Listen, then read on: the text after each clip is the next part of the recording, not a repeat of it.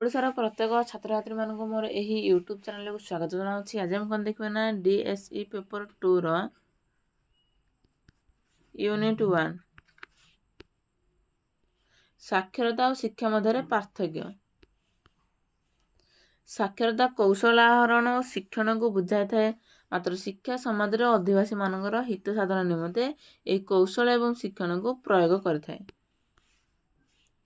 ସାକ୍ଷରତା କେବଳ ପଢ଼ିବା ଓ ଲେଖିବାର ଦକ୍ଷତା ଅର୍ଜନକୁ ସୂଚାଇଥାଏ, ମାତ୍ର ଶିକ୍ଷା ଏକ ବ୍ୟକ୍ତିକୁ ସମ୍ପୂର୍ଣ୍ଣ ମାନବରେ ପରିଣତ କରି ଏହାର ସାର୍ବଜନୀନ ବିକାଶ ସାଧନ କରିଥାଏ।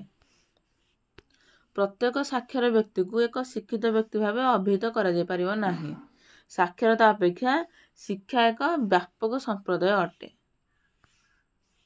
ସାକ୍ଷରତା ଏକ ବ୍ୟକ୍ତିକୁ ବିଜ୍ଞ କରିପାରିବ ନାହିଁ, ମାତ୍ର ଶିକ୍ଷା ଏକ ବ୍ୟକ୍ତିକୁ ବିଜ୍ଞ କରିଥାଏ। ସାକ୍ଷରତା ବ୍ୟକ୍ତିକୁ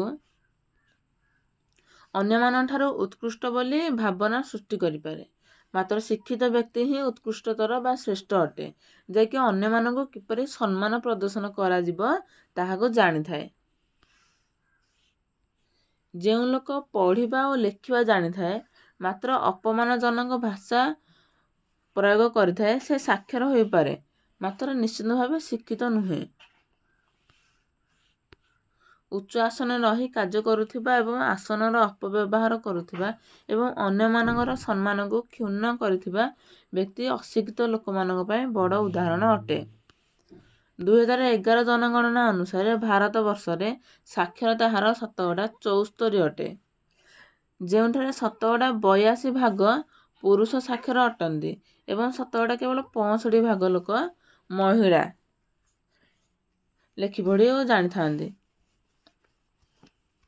ଯଦି ଭିଡ଼ିଓଟି ଭଲ ଲାଗେ ତେବେ ଲାଇକ୍ କରନ୍ତୁ, ସେୟାର କରନ୍ତୁ ଏବଂ ଯାହା ଡାଉଟ୍ ଅଛି କମେଣ୍ଟ ବକ୍ସରେ ଲେଖନ୍ତୁ।